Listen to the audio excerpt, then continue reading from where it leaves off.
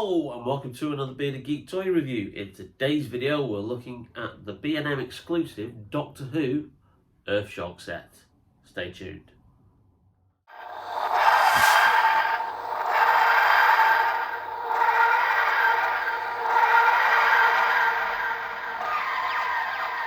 Welcome back to the channel, and I think this is our 98th video so far. So we're edging closer to 100 videos. I've got something special planned for the 100th video, which obviously I'll keep as a surprise. But in today's video, we're looking at one of the latest B&M exclusive Doctor Who figure sets. So this one is based on the story of Earthshock, which formed part of Peter Davison's first series, season 19, that was broadcast in 1982 and featured the return of the Cybermen after a gap of around about 7 years since they last appeared in the show, and also is famous for, spoilers, the death of companion Adric, who famously dies in the final moments of the story. Now, I remember watching this when I was a kid, when it was first broadcast, and it remains one of my favourite stories. Purely, I think, down to the fact that it was very, very action-packed. It was one of the quickest, probably paced and well-directed Doctor Who stories by Peter Grimwade, written by Eric Saywood, who was the incoming script editor then in John Nathan Turner's second season as producer. And it has that famous cliffhanger at the end of episode 1 where it reveals that the Cybermen are the ones behind the plot. And also, like you say, you have the closing moments of episode 4 where it's apparent that Adric is not going to survive, and then you have those silent credits that run instead of the familiar theme tune at the end of the episode when the Doctor realises that he's failed. He's defeated the Cybermen, but unfortunately at Adric's cost. So let's have a look at the packaging, and then let's have a closer look at the figures. So here's the pack itself, and it's in the standard packaging that we've had for the last couple of years with these three figure sets. Doctor Who logo on the side, description of where the figures are from, the limited edition gold sticker there, the TARDIS on the side, and also a logo on the top. And again, in a break with recent tradition, similar to the 5 Doctors set, just some photographs of what's in the set rather than a description of the story and a brief history of the production of the story, which we have had recently in many of the B&M releases, but for some reason that's not been done for these recent 2 free-figure sets, whereas the previous 2, which I'll post links to my Doctor Who videos in the description below, which were the Keys of Marinus and the Sensorites ones, we had a potted history of obviously, what happens in the story. But they haven't done that in this instance, so I don't know whether they missed the deadline, or whether somebody just didn't write it, or whether perhaps due to budget cuts they thought, well, we can't put that on there, that level of text, let's just put a photograph of the figures. But there you go, a bit of variance in the packaging for you.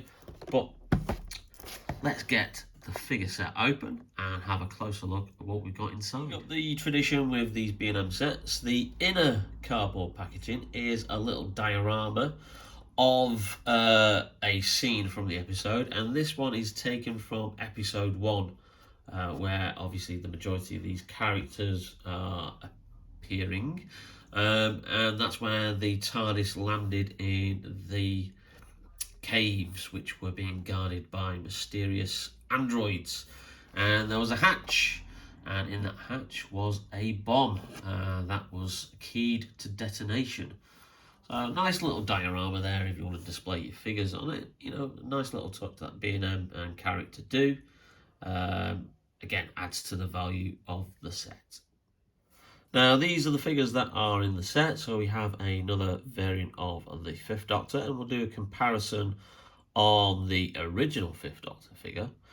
And also you've got the 2 Sentinel androids. Now, on the back of the packaging, they're actually referred to as Cyberman androids, which, yeah, technically that is true, because obviously these guys were in the first episode to keep the surprise of the Cybermen at the cliffhanger of episode 1, and to, you know, keep you from guessing that they were actually going to be the main villains of the story. So they were using these androids, which I think are referred to as Sentinel androids in the script.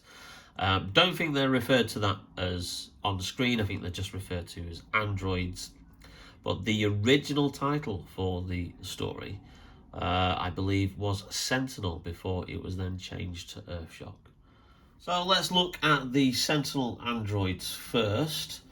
And they are essentially a bit of a variation on a theme.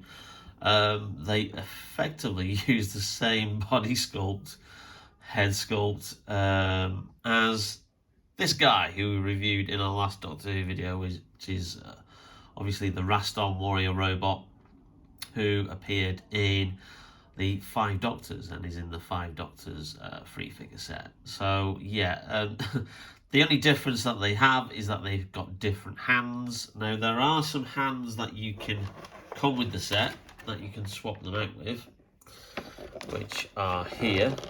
So you just see those there. So you've got different hands that you can swap out with on the figures, should you choose to. But I think they look all right as they are, even though they seem to be in the middle of like doing a dance routine with the whole like hand out. But that's what they do. They fired energy from their hands, which effectively melted the squad of soldiers that were investigating the disappearances in the cave. Now, again, as we've said in previous videos, this is another use of the same body as the Raston warrior robot, which was previously used with the Claws of Axos figure, the Sharaz Jek figure, the Keys of Miranus Vord figure, the Sensorites figure. They really are getting the most out of this particular sculpt. I don't think there's going to be much else that they're going to be able to use this for. But again, you know, it's a variation. It's characters that we've never had before. So, you know, it's not like any other action figure company doesn't do the same thing, using various different, like, same pieces to build, effectively kit bash brand new figures.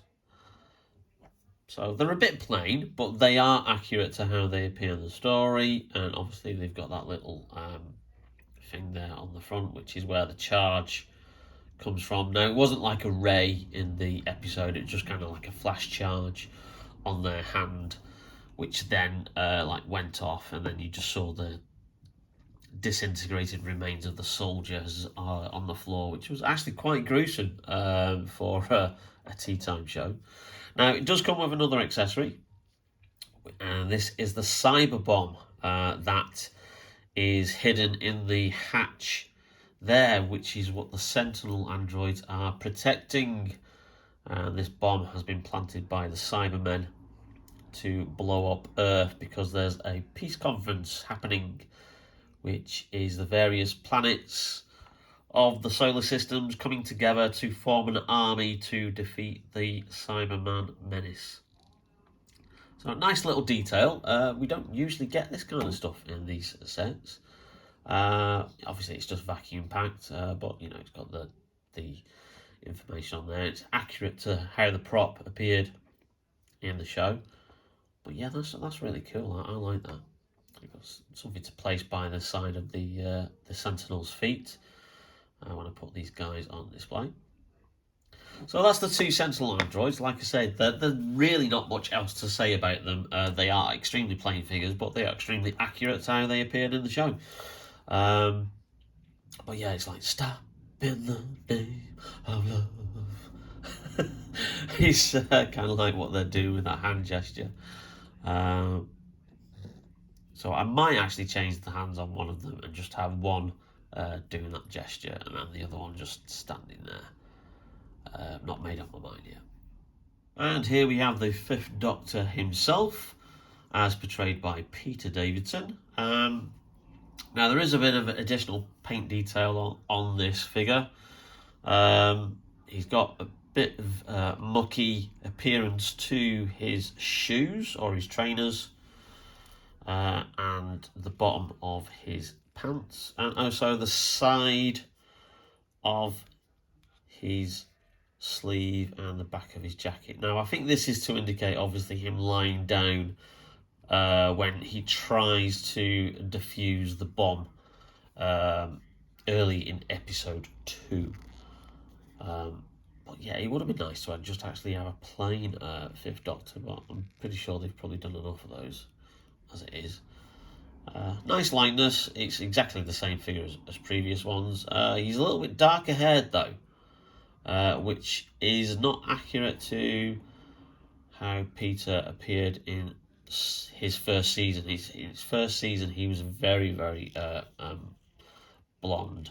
They really did do quite a dye job to his hair. So let's just get him compared to the original Fifth Doctor release, which came out in 2008, and this guy is here, and as you can see, his hair is a lot lighter, and he came with a sonic screwdriver accessory, something that they don't really give out in the figures these days.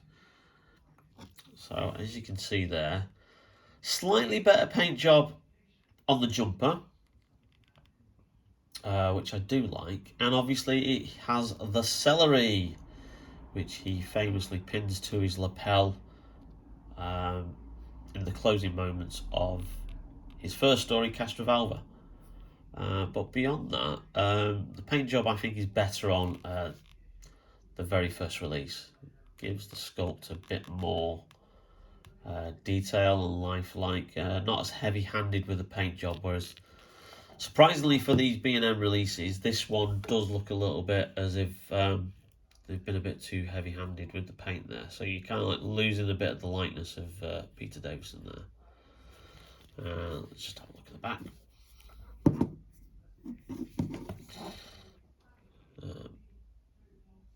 Yeah, exactly the same. And the trousers are exactly the same. There's been quite a few Fifth Doctor figures, and some of them do have, obviously, variations of the trousers, because he did have slightly different cricketing trousers, and I also had a different cricket jumper, especially in season 21, which was his last season in the role, his third year of doing the job. And obviously you got the question mark lapels there. So yeah, it's a nice figure to have, but I'm really not kind of like convinced with the whole dirty wash on it. This one's not going to go on display, I think purely because of that. I've got a hatted Fifth Doctor, which is obviously with the celery in clean trousers and shoes, and obviously this guy is also on display as well. So I think they will stay on display, and this one's going to go back into the packaging. But there you go. That's the Fifth Doctor. A nice addition to your collection if you haven't already got one. And there you go, there's the figure with a normal hand, not a one in the firing position. Very easily popped off. It's almost like a peg hole there. Easily replaceable.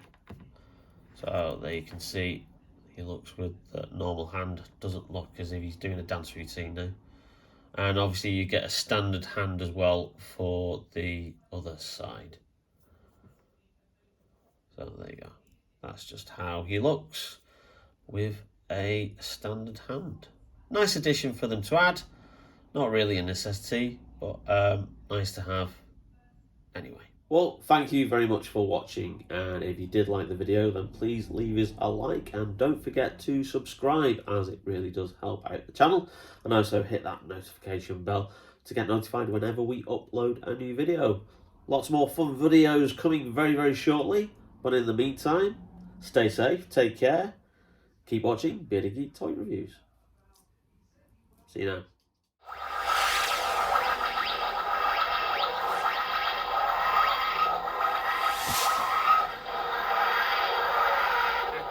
on the back of the patch.